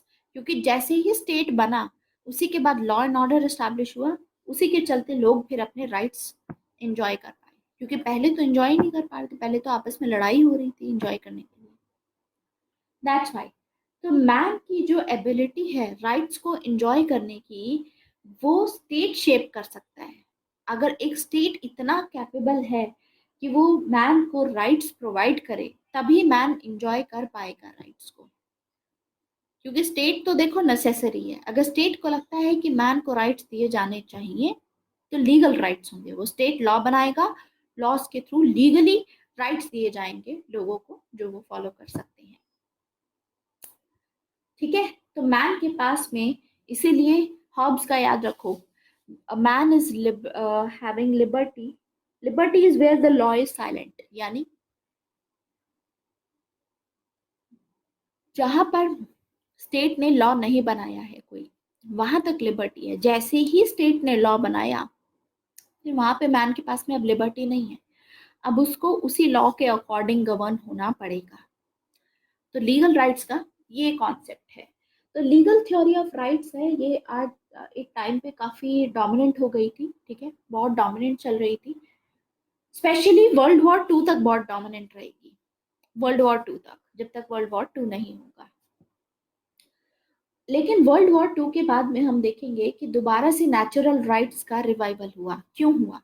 क्योंकि हम देखेंगे कि स्टेट में क्या बनाया गया था। हिटलर को याद रखो, अब इसमें जर्मनी में जब हिटलर पावर में थे तो हिटलर स्टेट को होल्ड कर रहे थे। और हिटलर ने क्या लॉ बनाया था? हिटलर ने जो भी मिथ क्रिएट किया उसके चलते बहुत सारे लोग थे जिनको एग्जीक्यूट किया गया, जूइश लोगों को, है ना, जूस को एग्जीक्यूट किया गया। तो इन इसके चलते ये चीज साफ आने लगी कि देखो नेचुरल राइट्स इंपॉर्टेंट है। लीगल राइट्स जो लॉ, जो राइट स्टेट प्रोवाइड करता है वो राइट्स हो सकता है ठीक ना हो, जूइश लोगों के लिए तो ठीक नहीं थे बिल्कुल भी। तो इसीलिए वर्ल्ड वॉर 2 के एंड होने के बाद में ये चीज की डिमांड आने लगी दोबारा से कि नेचुरल राइट्स ही प्रिवेल होने चाहिए। नेचुरल राइट्स बहुत इम्पॉर्टेंट है और ये ह्यूमन राइट्स की फॉर्म में आगे जाकर के इवॉल्व होंगे कि ह्यूमंस के पास में भी कुछ राइट्स होते हैं। आप उनको इस तरीके से परसिक्यूट नहीं कर सकते हो, उनके ऊपर इस तरीके से एक्सप्लॉयटेशन नहीं कर सकते हो। ठीक है, जैसे यूनाइटेड किंगडम में भी ट्रेडिशन ऑफ लीगल राइट है। यूएसए में, फ्रांस में आप देखोगे वहां पर नेचुरल राइट्स प्रिवेल करते हैं। यूके में लीगल राइट्स ज़्यादा इंपॉर्टेंट है। तो बेंथम जो थे वो ब्रिटेन से, यूके से बिलोंग करते हैं, तो बेंथम लीगल राइट्स के सपोर्टिव में थे, इसके सपोर्ट में थे। Chinmay, do legal rights conflict with natural rights every time as legal rights are made by state? दिस may happen that it may conflict with natural rights. It may happen. तो वो state पे depend करेगा चिन्मय। ठीक है, it is conditional to how state is behaving, or what are the priorities of the state. So natural rights के बारे में इसीलिए बेंथम, क्योंकि लीगल राइट्स के सपोर्टिव है, तो बेंथम ने क्या बोला, हाँ वेदर इट इज एब्सोल्यूट और नॉट वो तो स्टेट बताएगा।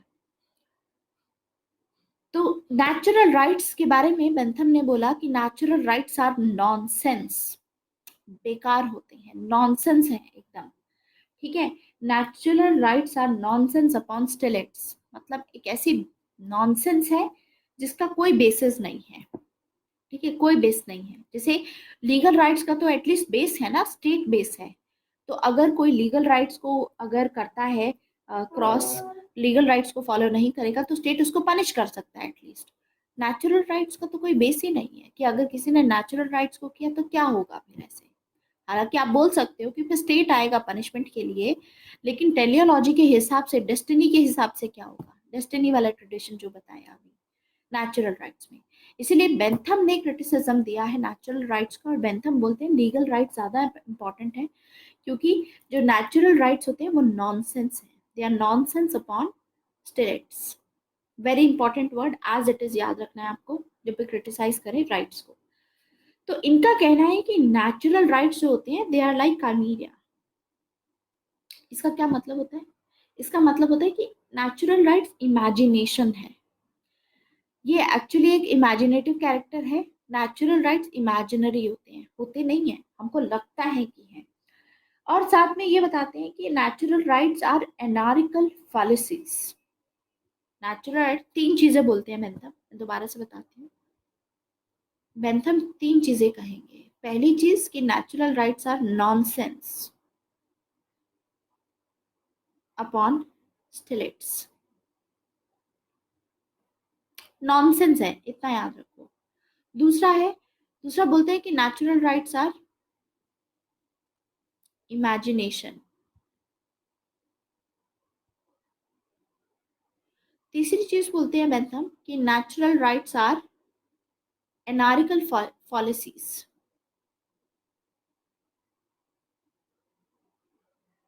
एनार्किकल पॉलिसीज का क्या मतलब होता है कि नेचुरल राइट्स एनार्की को प्रेजेंट करते हैं।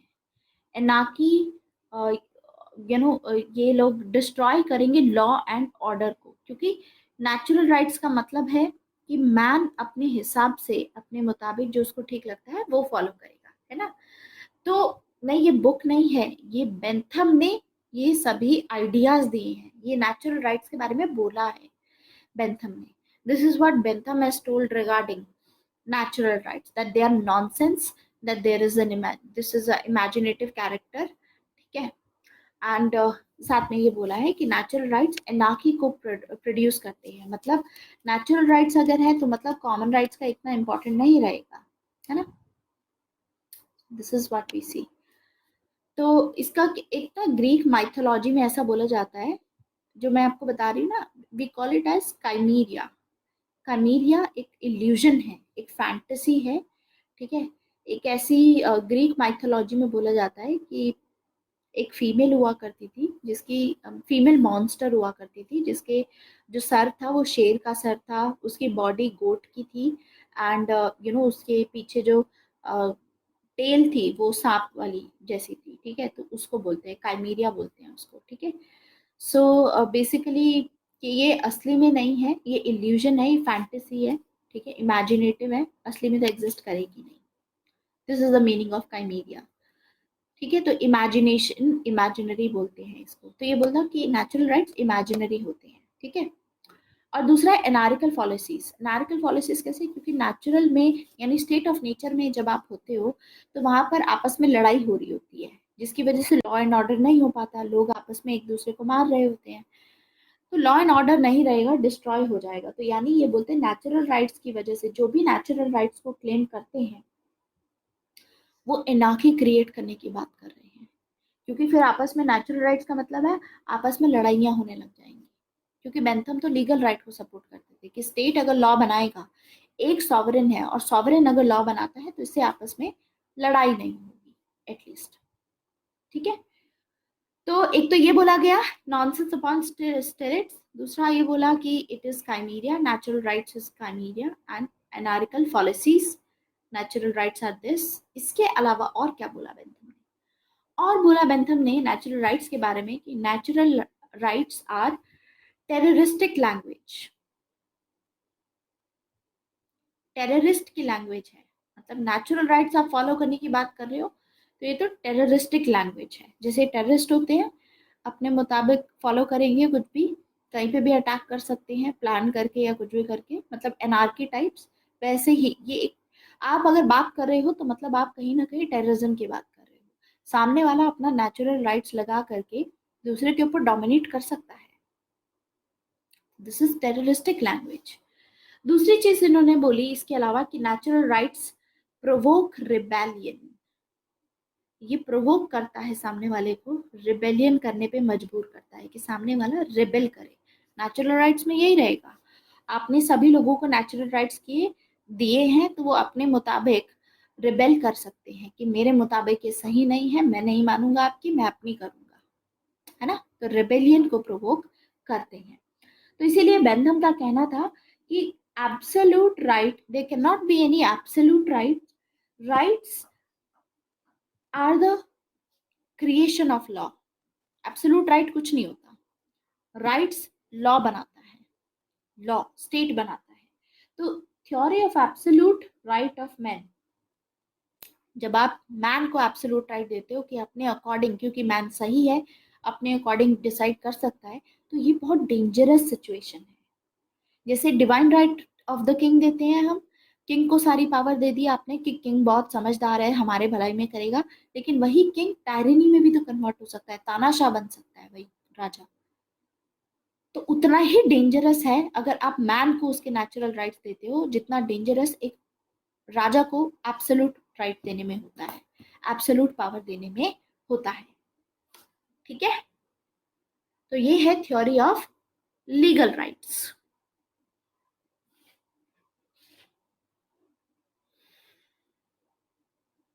ह्यूमन राइट्स नेचुरल राइट्स में आते हैं Raghav, they part of the natural rights, because after World War II there will be demand for this natural rights again, revival of it, that's when human rights will come. तो हम देखेंगे पहले natural rights, फिर legal rights, फिर उसके बाद natural rights again will be revived.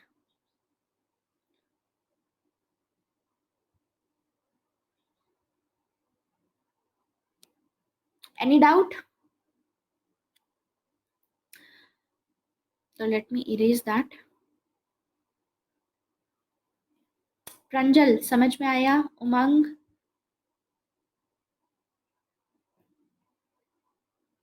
ठीक, आगे करते हैं अब।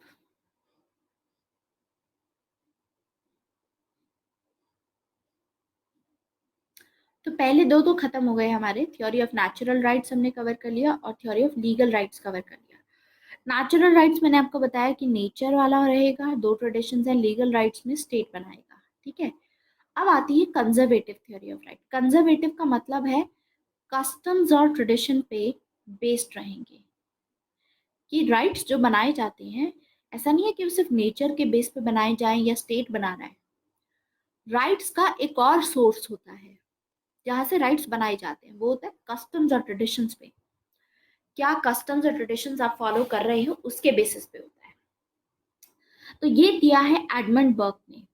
तो बेंथम की ही तरह एडमंड बर्क ने भी नेचुरल राइट्स को क्रिटिसाइज किया। ठीक है, और ये मानते थे कि rights are not self evident truth, ऐसा नहीं है कि जो आपको ठीक लगे वही है। राइट्स जो होते हैं वो कस्टम्स और ट्रेडिशन से के ऊपर बेस्ड होते हैं। ठीक है, कैसा आपने कस्टम एंड ट्रेडिशन फॉलो किया है। तो इन्होंने भी क्रिटिसाइज किया नेचुरल राइट्स को। एडमंड बर्क ने बोला नेचुरल राइट्स के बारे में कि natural rights are metaphysical, metaphysical abstractions, मतलब इमेजिनरी है। इन्होंने भी इसको क्रिटिसाइज किया, लेकिन अलग वर्ड यूज करके क्रिटिसाइज करेंगे कि ये मेटाफिजिकल एब्स्ट्रैक्शन है, ये भी मतलब रियलिटी में एग्जिस्ट नहीं करते। ठीक है, हमारी इमेजिनेशन है। रादर ये बोलते हैं कि जो कस्टम्स होते हैं, जो ट्रेडिशंस होते हैं, वो सोर्स ऑफ राइट है, nature is not the source of right. Rights आते हैं कस्टम्स और ट्रेडिशन से। तो जो एडमंड बर्क थे, एडमंड बर्क फ्रेंच रेवोल्यूशन को लेकर के काफी क्रिटिकल थे, क्योंकि फ्रेंच रेवोल्यूशन ने चैलेंज किया था जो भी एग्जिस्टिंग ऑर्डर था, जो भी कस्टम्स एंड ट्रेडिशंस फ्रांस में फॉलो किए जा रहे थे, उसको चैलेंज किया था फ्रेंच रेवोल्यूशन ने। इसीलिए फ्रेंच रेवोल्यूशन को लेकर के भी काफी नेगेटिव बोलते हैं, क्रिटिकल है उसके। तो ये बोलते हैं कि आप हमको जो एग्जिस्टिंग सिस्टम है, देखो फ्रेंच रेवोल्यूशन में क्या हुआ, रेवोल्यूशन होता है एकदम सडन, एकदम जल्दी से चेंज आ जाता है, बहुत एक रेडिकल चेंज आ जाएगा। फ्रेंच रेवोल्यूशन के चलते यही हुआ था। एडमंड बर्क का कहना है कि जो चेंजेस लेकर के भी आने हैं तो ग्रेजुअल चेंजेस होने चाहिए, मतलब धीरे धीरे करके चेंज लेकर के आओ, ऐसे एकदम से चेंज नहीं आना चाहिए। जैसे फ्रेंच रेवोल्यूशन में हम देखेंगे कि rather than going for any untested theory, आप ऐसे पहले चीज को टेस्ट करो कि ये काम कर रहा है कि नहीं लोगों के केस में। और टेस्टिंग कैसे होगी? फेज वाइज मैनर में धीरे धीरे इंट्रोड्यूस करो। अगर उनका काम अच्छे से हो रहा है तभी अगला चीज इंट्रोड्यूस करो। धीरे धीरे करके चेंजेस लेके आओ। ऐसा नहीं है कि जैसे रेवोल्यूशन में हुआ था, फ्रेंच रेवोल्यूशन में एकदम से सारा चेंज लेकर के आएंगे। एक सपोर्ट नहीं करते हैं, he do not support, he does not support this sudden change। तो इनका कहना है कि जो नेचुरल राइट्स हैं they are not you know, natural rights के चलते लोगों के ऊपर कोई ड्यूटी नहीं होती है। नेचुरल राइट्स का मतलब है जो आपका मन करे वो आप करो, ड्यूटी नहीं होती है लोगों के ऊपर। डिसिप्लिन नहीं आ पाता है इसके चलते सोसाइटी में अगर नेचुरल राइट्स फॉलो करते हैं। तो ये क्रिटिकल होंगे नेचुरल राइट्स को लेकर के, इसीलिए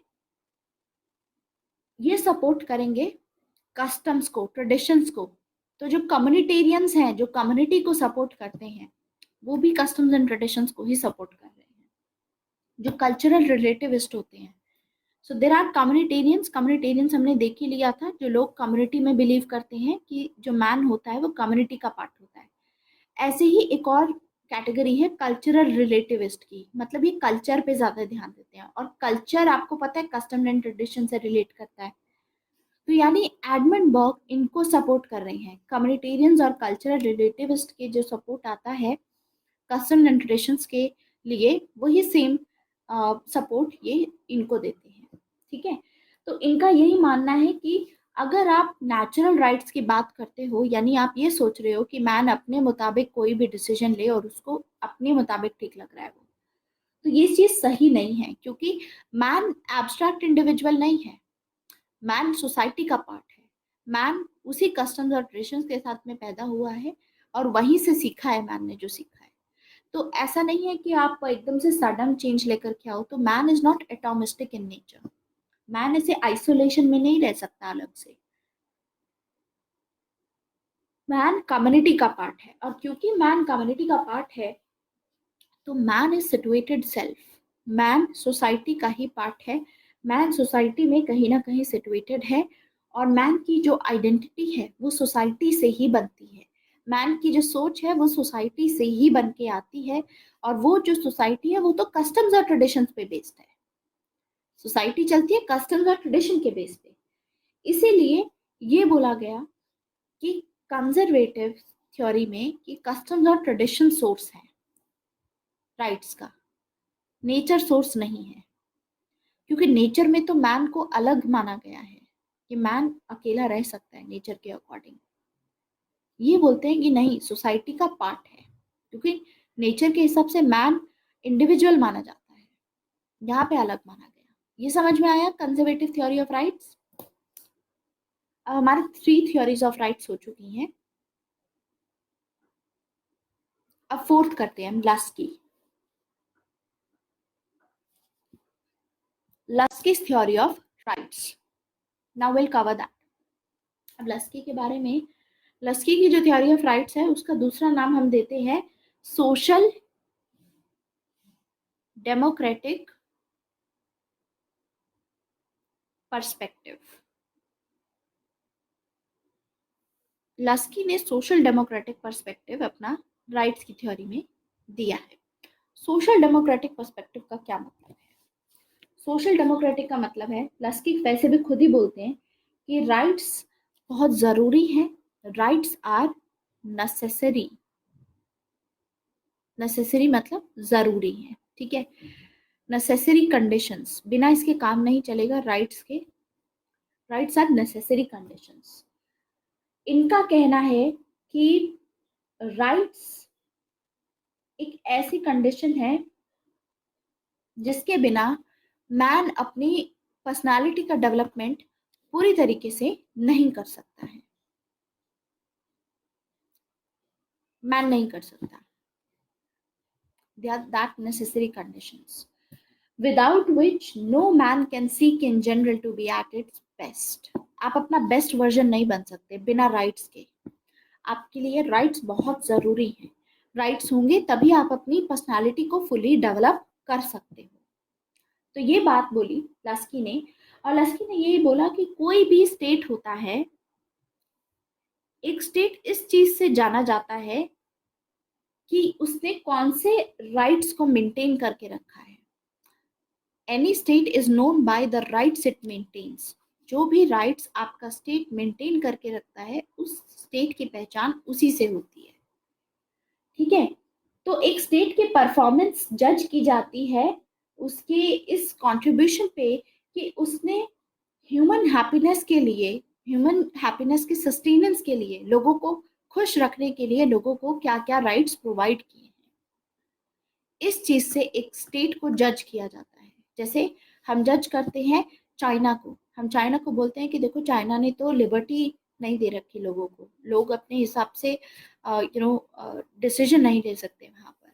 चाइना में एकदम डिक्टेटरशिप है कम्युनिस्ट पार्टी की। चाइना में freedom of speech and expression इतना नहीं है। तो उसके बेसिस पे हमने जज किया कि आप अपने लोगों की हैप्पीनेस के लिए क्या कर रहे हो। ऐसे ही हम यूएसए को भी जज करते हैं, मिडल ईस्ट कंट्रीज को हम जज करते हैं इसके बेसिस पे। तो हम किसी भी स्टेट को जज करते हैं उसके कौन से राइट्स वो मेंटेन कर रहा है अपने स्टेट में, उससे जज किया जाता है। तो लस्की बोलते हैं कि बहुत ही नेसेसरी होता है राइट्स का होना, क्योंकि इसी के चलते मैन अपना फुली डेवलपमेंट कर पाएगा, अपनी पर्सनालिटी को डेवलप कर पाएगा। तो उसके बेसिस पे ये बोला जाता है कि ऐसे राइट्स जहां पर जो गवर्नमेंट है, जो भी गवर्नमेंट होगी, जो भी सरकार होगी, अगर उस सोसाइटी में ऐसा ऑर्डर है जो कि लोगों के उस पे बेस्ड नहीं है, लोगों की चॉइसेस पे लोग जहां पर क्लेम नहीं कर सकते हैं अपने राइट्स, ऐसी सोसाइटी रेत की तरह होती है। जैसे रेत का आप बनाते हो, रेत का आपने कासल बनाया, ठीक है, जब भी आप बीच पे जाओगे और जब भी लहरें आती हैं तो वो कासल गायब हो जाता है, टूट जाता है, अगर बहुत जोर से कोई भी लहर आई तो इट इज लाइक दैट। अगर एक स्टेट ने अपना सोशल ऑर्डर इसके बेसिस पे नहीं बनाया है जिससे कि लोग खुश नहीं हैं, तो फिर वो रेत की तरह बह जाएगा पानी में।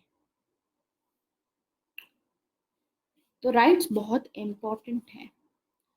और लस्की बोलते हैं कि अगर राइट्स दे दे रहे हो आप, तो ड्यूटीज भी साथ में पड़ती हैं दूसरों के ऊपर। Rights are not empty of duties. Rights अगर आपको दिए जा रहे हैं तो आपकी ड्यूटी बनती है कि बाकी लोगों के पास में जो राइट्स हैं, आपको उनको वो राइट्स उनके अलाउ करने होंगे प्रैक्टिस करने के लिए। तो राइट्स ऐसे क्लेम्स हैं, लस्की का बोलना है, लेकिन ड्यूटीज भी रहेंगी उसमें। तो लस्की ये बिलीव करते हैं कि स्टेट को अपने लोगों को social and economic rights provide करने चाहिए।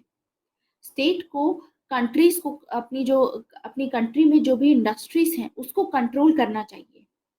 अगर वो अपनी इंडस्ट्रीज को अपनी कंट्री में नहीं करेगा स्टेट कंट्रोल, तो इंडस्ट्री स्टेट को कंट्रोल करेगी। ये कहना है लस्की का। इसीलिए लस्की, मैंने आपको बताया था, एक पॉजिटिव लिबरल है। लस्की लिबर्टी को भी सपोर्ट करते हैं, इसीलिए वो राइट्स को सपोर्ट करेंगे, लेकिन वो ये बोलते हैं कि स्टेट को करना होगा ये सब चीजें। स्टेट को आपको कंट्रोल, स्टेट कंट्रोल करेगा इंडस्ट्रीज को, वरना इंडस्ट्रीज स्टेट को कंट्रोल करने लग जाएंगी। राइट्स आता है तो साथ में ड्यूटीज भी आती हैं। अगर आपके पास में राइट्स हैं तो आपके ऊपर ड्यूटीज भी हैं। आया समझ? तो इसीलिए कभी कभी हमें ऐसा लगता होगा कि फंडामेंटल ड्यूटीज तो कितनी इररेलेवेंट है, क्या जरूरत थी मतलब इतने वेग फंडामेंटल ड्यूटीज डालने की, ये तो कोई करेगा ही, मतलब अपने नेशनल फ्लैग को, नेशनल एंथम को तो कर ही लेंगे सब लोग, रिस्पेक्ट, लेकिन अलग से ड्यूटीज क्यों डाली गई? उसका रीजन ये था कि अगर आपने हक मांगा है अपना, तो आपकी ड्यूटी भी बनती है सामने से जो आपको परफॉर्म करनी है, तभी आपको आपका हक सही से मिल पाएगा। आया समझ? सो इसी के साथ हमारा थर्ड जो टॉपिक है थ्योरीज वाला, ये भी खत्म होता है। तो मीनिंग खत्म हो गया है, टाइप ऑफ राइट्स खत्म हो गया है, और थ्योरीज खत्म हो गई है। ह्यूमन राइट्स पढ़ा है, ह्यूमन राइट्स थोड़ा बड़ा टॉपिक है, आज कंप्लीट नहीं हो पाएगा। और मुझे लगा था कि राइट्स में जल्दी ख़त्म करूँगी, लेकिन क्योंकि मुझे हिंदी इंग्लिश दोनों में बार बार बोलना पड़ रहा है, अदरवाइज सिर्फ इंग्लिश में बोलना होता तो ये बहुत बेसिक टॉपिक था, समझाने में इतना फ़र्क नहीं पड़ता, क्योंकि इंग्लिश में डायरेक्टली कनेक्ट कर पाते हैं बच्चे, हिंदी में थोड़ा एक्सप्लेनेशन ज़्यादा हो जाता है। तो ऐसा होता है कि ह्यूमन राइट्स नेक्स्ट टॉपिक में ही कवर करेंगे, जितने भी डाउट क्लियरिंग सेशन आएंगे उसमें हम कवर कर ही लेंगे जस्टिस और ये सब टॉपिक्स, ठीक है। सो आज का सेशन हम यहीं फिनिश करेंगे। This is it for today, thank you very much. बाकी मैंने आपको पीडीएफ दे ही दी थी इससे पहले वाली, राइट्स की पीडीएफ मैं आपको तब दूंगी जब हमारा ह्यूमन राइट्स कंप्लीट हो जाएगा, then you have to go through it, ठीक है। इतना अपना पुराना आइडियोलॉजीज वाला रिवाइज कीजिए, क्योंकि वेस्टर्न पॉलिटिकल थॉट तक हम आंसर राइटिंग कर चुके हैं। नेक्स्ट आंसर राइटिंग जब भी शुरू होगी, आपका ये डाउट क्लियरिंग सेशन खत्म हो जाए, फिर नेक्स्ट जब भी हमारे पास टाइम बचा करेगा, तो मैं आपको 1-2 क्वेश्चंस रोज प्रैक्टिस कराती रहूंगी क्लासेस में, ठीक है। तो आइडियोलॉजीज की रिविजन शुरू कर देंगे। Thank you very much, bye bye.